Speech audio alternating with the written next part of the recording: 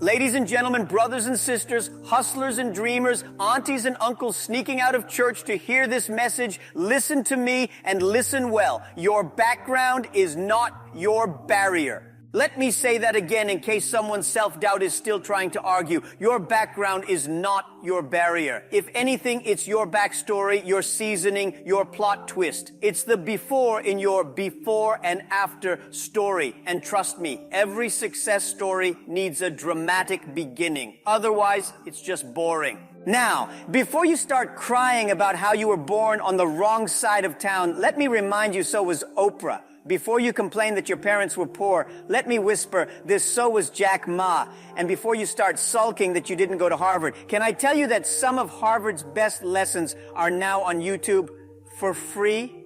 What's your excuse again? I once met a young man, let's call him Joe. Joe said to me, "Sir, I can't succeed because I grew up in a slum." I looked at him and said, "Brother, that means you have a built-in advantage. You already know what failure looks like, smells like, and sounds like. Now just aim in the other direction." One, your address does not define your destination. Let's start with this fact. Your zip code is not your destiny. Just because you grew up near potholes and pit latrines doesn't mean your future is going to stink. You can be born in a hut and still build a mansion. Some of the greatest minds in history were raised in conditions so rough, even GPS refused to work there. Colonel Sanders, yes, the KFC guy, was born in a one-room house, dropped out of school in 7th grade, and his first job was working on a farm. Today, his face is on chicken buckets in 145 countries. If chicken can fly this high, what's stopping you? Now, don't get me wrong, education is powerful, but I've seen people with PhDs in poverty and people with no degrees running global empires. The problem is not school. The problem is thinking school is the only school. Do you know how many billionaires are dropouts? Let's not even go too far. Let's talk about Jack Ma, who failed his university entrance exam twice. Applied for 30 jobs, rejected. Even KFC rejected him. How do you fail a KFC interview? They hire chickens. But Jack Ma didn't let that stop him. He said, "Fine, you won't hire me? I'll start my own business." And boom, Alibaba was born. Today, that man sells everything online except self-pity. He doesn't sell excuses, he sells ambition. So if you're out here crying because your background doesn't include a degree, let me ask you, do you have internet? Then welcome to the University of YouTube. Free lessons, free skills, free future. All you need is data and discipline. I know. Some of you are saying, but nobody in my family has ever succeeded. Well, congratulations. That means you're the prototype. You're the blueprint. You are the chosen one. You're the one they'll name the family hall after, the great Uncle Junior who changed everything. If your parents never owned a business, be the first. If no one ever graduated, be the first. If nobody ever dared to dream, be the one who dreamed dangerously. I've seen families where nobody knew how to spell entrepreneur, and now the baby of the house is speaking at TED Talks with subtitles. Listen, your family history might explain you, but it should never define you. You can rewrite the story, and let me warn you, when you start rewriting, some of your relatives will get uncomfortable. They'll say things like, "You've changed." Well, yes, growth looks like change. Staying the same is for plants in the background, not people with vision. But I don't have the capital, someone says. Here comes the Capital Complaint Committee. Listen, money is not your biggest problem. Ideas are. Passion is. Execution is. You don't need $1 million to start. Sometimes you need $1 million mindset with a $10 hustle. I know someone who started selling chin-chin with 500 naira. Today she has a snack empire and employs more people than her local government. There's a man who couldn't afford an office, so he started holding meetings in the back of his car. Today, that same car is a Bentley, and the only meetings he holds there are with his chauffeur. If you don't have capital, use your capability, use your creativity, use your charisma, use your connections. And if you don't have those, use your legs. Walk around, knock on doors, message 100 people a day. Keep showing up until someone can't ignore you anymore. Let me let you in on a little secret that the most successful people already know. If nobody has ever rejected you, then you're not aiming high enough. You're playing it safe. You're staying in the kiddie pool, splashing around while the ocean of opportunity is just a few steps away.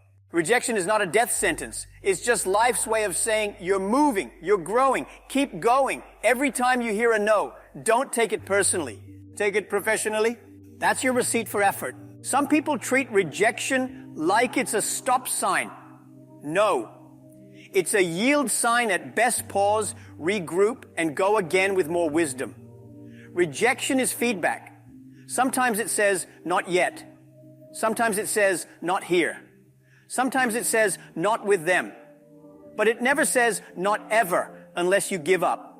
Think about it. Thomas Edison failed 1,000 times before he finally got the light bulb to work. Imagine if he quit at number 999, we'd all be using candles and probably blaming mosquitoes for every failure. Edison didn't take failure personally, he took it as data. That's one more way not to do it, he said. He didn't sulk, he innovated.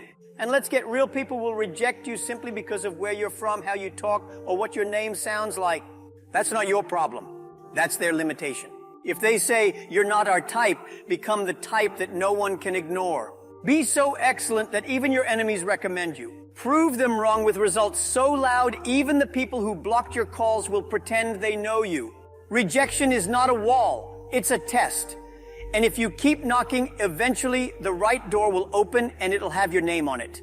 Now listen, life isn't always fair. Sometimes it's downright disrespectful. You'll get knocked down, laughed at, ignored, and forgotten. But if you can laugh while getting back up, you've already won half the battle. Humor is more than entertainment. It's survival. It's the soul's way of saying, you hit me, but I'm still standing and I'm laughing.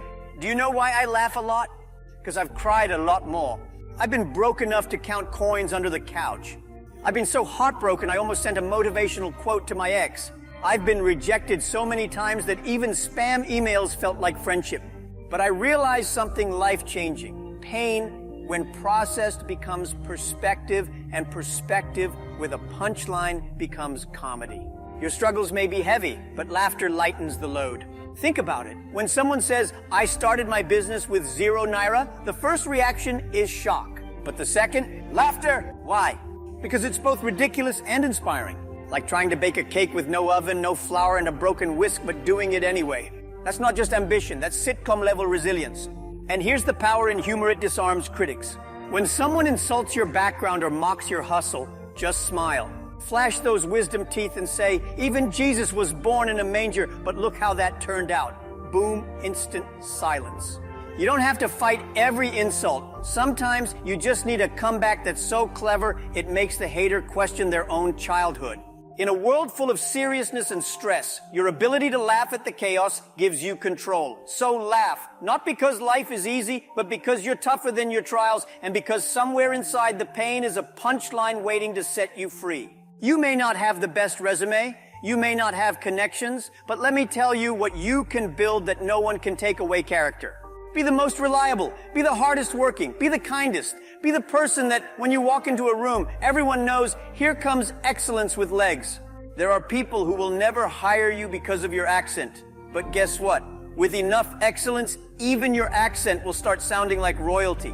Let your background build your backbone. Let your rejection fuel your reputation. Let your lack become your launch pad. If background was the determining factor of success, many of us wouldn't even qualify for success. But history keeps proving this one truth. It's not about where you come from. It's about what you're made of. Do you know what diamonds and coal have in common? Same background. One got pressure and gave up. The other got pressure and leveled up. So when life gives you pressure, don't complain. Just say, this is diamond training. You might be from a village nobody knows, but soon you'll be on stages the world can't ignore. If you're coming from behind, make sure you come with fire. Be so good that even your enemies recommend you by mistake. I once met a guy who couldn't afford university, so he learned graphic design from watching YouTube. His first designs looked like a 5-year-old did them during a sugar rush. But he didn't stop. He improved. Today, his clients are global brands, and he charges fees that make his old classmates cry. He didn't let his background be a barrier. He turned it into a blueprint. You have to be so good they stop asking where you're from and start asking how you got so good. My friend, maybe life has hit you with a few blows. Maybe you've fallen. Maybe you've failed. Maybe you've been laughed at, rejected, or abandoned. But let me tell you something beautiful. Your story is not over. The chapters of your past don't define the title of your book. In fact, the messier your past, the more powerful your comeback story. Have you ever read a boring success story? Nobody wants to hear, I was born rich, stayed rich, and died rich. Boring.